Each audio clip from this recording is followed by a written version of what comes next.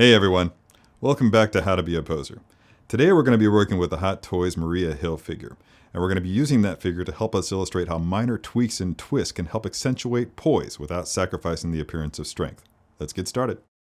Maria Hill is a pretty stoic character. She stands tall on the bridge of the helicarrier. Typically, you'll see her standing there with her arms crossed, and we're going to try to duplicate that here today. We're going to need to switch out one of these hands for a fist.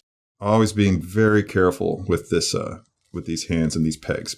Now let's prepare the rest of her before we move on. This pistol is sort of spring-loaded, and that's kind of a cool feature. You can opt to do that, or you can actually pull it back all the way and it will stick.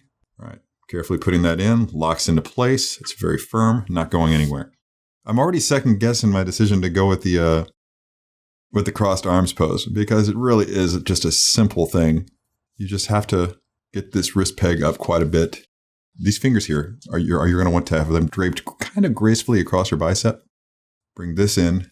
Now pull the sleeve back, find the pivot point for this wrist joint. And there it is. So grab that with your thumbnail, in my case, and then pivot it so that the line is directly across the top of the hand. Bend that forward. Slide this sleeve up to cover the joint because it is, let's face it, a little unsightly. Moving the arms out. Bring them in as much as you can. This is where we need to bring the double elbow joint into play. Now, the issues that I've seen online are people will have a tendency to actually have the arms crossed at the breast where you really should have them coming in below. And this takes patience and determination to get that in there in a way that just doesn't look awkward. Now, see what I'm doing there? Got to twist that just a little bit. Get those shoulders up. Now, coming in here, you can see that her thumb, I've got that actually bent going between the... So she's actually holding that arm. We're going to give her a little bit of a cock to the hip.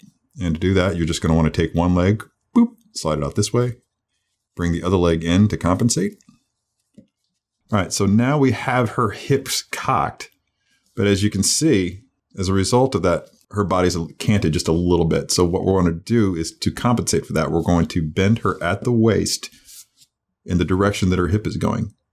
And what I like to do is just to bring this foot out to the front a touch and maybe even give her a slight twist. And you can exaggerate that hip by just kind of grabbing here at the lower abdomen and just pulling it that way. And then again, correct it. See how that hip's dropped there? It's a little bit lifted right there. And then turn her head to compensate and give some direction. For the final touch, let's just go ahead and get that earpiece in here. Look at that thing.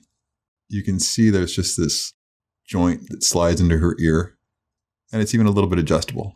In this case, I want to keep it, I don't want it quite touching her cheek, just a little bit off the cheek, not too much.